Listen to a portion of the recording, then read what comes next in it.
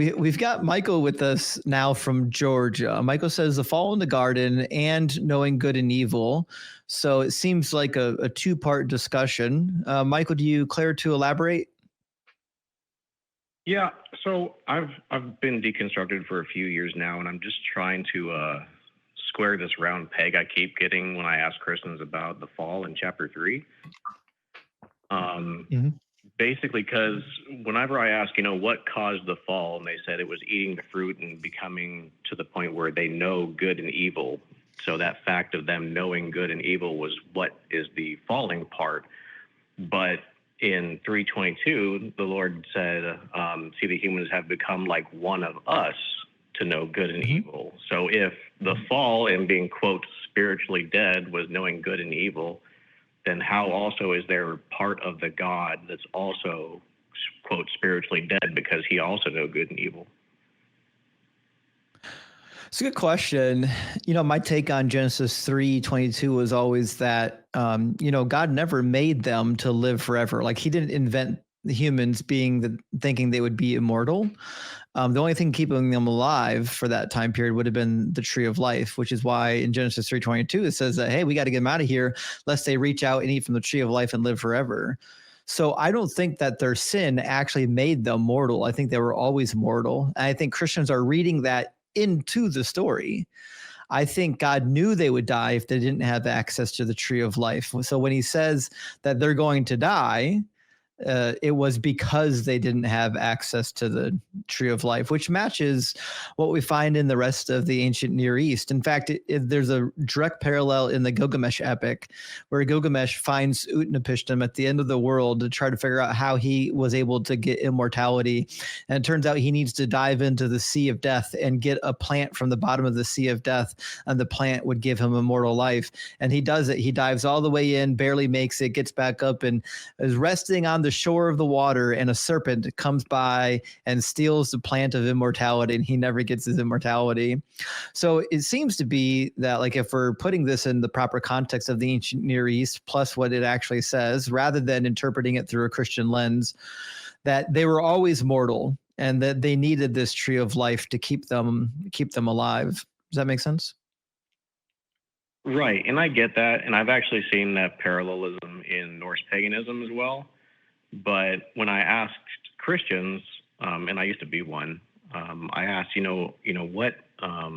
what happened because they didn't die? And they will always respond with, oh, well, when they ate the fruit and gained the knowledge of good and evil, that was a spiritual death.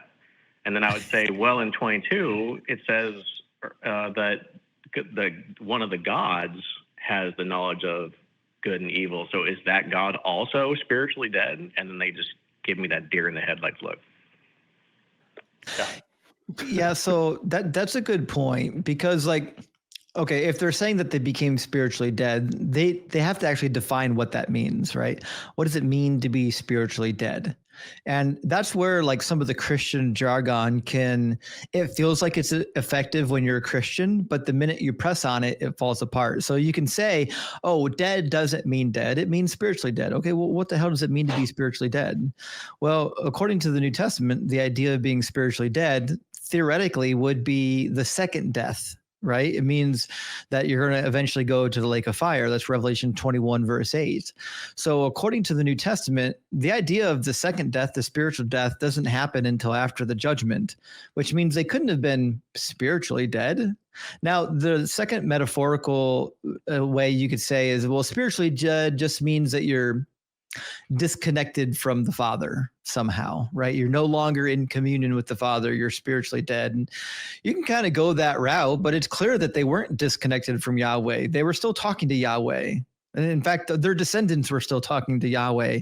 They were having voice-to-voice interactions with Yahweh. It says in Exodus 33 that Moses spoke to Yahweh face-to-face as a man speaks to his friend. So clearly the human race wasn't spiritually dead in the metaphorical sense that they couldn't commune with Yahweh. In fact, in Exodus 24, 70 elders of Israel go up with Moses, Aaron, Nadab, and Abihu and eat a meal on the mountain with Yahweh and see his damn feet. So, like, that's not a good interpretation. But he's invisible. How does he have feet? That's a great question. In fact, there's a book on this you should track down. I apologize because it's going to be expensive, but it's written by Esther Hamori. If I remember correctly, it was her PhD dissertation called When Gods Were Men. And the reality is, in the ancient world, men and gods had the same anatomical features. That's why it says man was created in the image of God. It has nothing to do with the spirit, everything to do with the physical representation. The same exact word is used in Genesis chapter 5 when it says that Adam had a son in his image, referring to his sons. So the idea that somebody is made in the image and likeness of somebody else is a physical connotation. It's not that we're just made to have a spirit or to be like God. It's that we are made in the likeness of God physically, which is why God has a nose. In fact, when God gets mad, it talks about the hot nose of God. When God is calm, it talks about the calm nose of God. It says that God speaks things into existence. He has a mouth.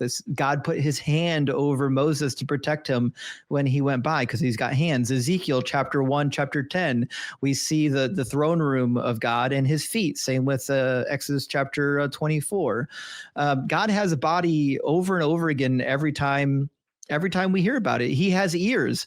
We learn in Genesis chapter 18 when Yahweh visits with Abraham and he talks about how the cry of Sodom has risen up to him and he's heard the cry. Well, listen, to hear things, you need ears. They're sound waves. Sound waves can only be interacted with using material devices. So every time God shows up in the Bible, he shows up in a material form similar to humans. I'm left to have the conclusion that the dude has a body. Yeah. And he apparently wears clothes as well because the train of his robe fills the temple also. Nailed it. Yeah, exactly. Yep. Mm-hmm. And huge thighs. I was trying to figure out. Yeah, he's got huge thighs. Apparently. Yeah. Which is, of course, a metaphor for his schlong. So, yeah. Yeah. No God worth being called a god has a tiny penis.